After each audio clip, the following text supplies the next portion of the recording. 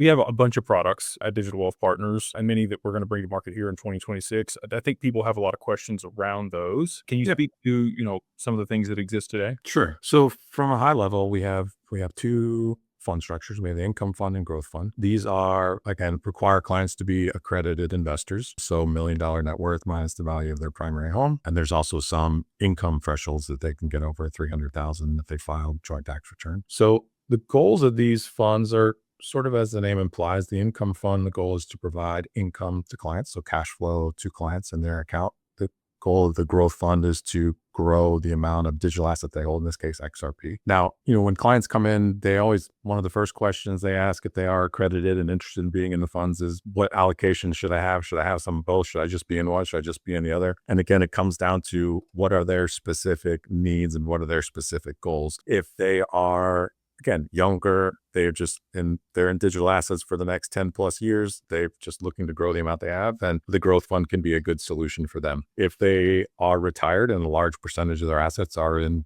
digital assets, then the income fund can be a good solution because it is, again, providing cash flow to them so they can help fund their lifestyle needs. And then some clients, obviously, it would make sense to be, some mix of that. They may not be retired, but they want some cash flow maybe to offset AUM, or again, maybe they just have a large chunk in, you've alluded to, what's the term you use? You're like digital asset rich, but cash poor.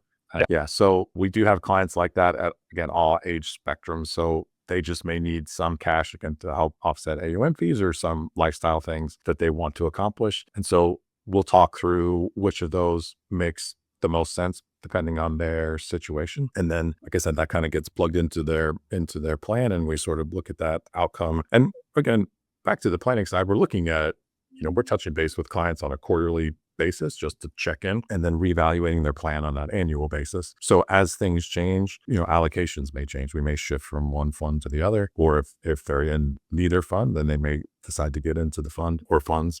So again, very dependent kind of on what the client needs are at the time.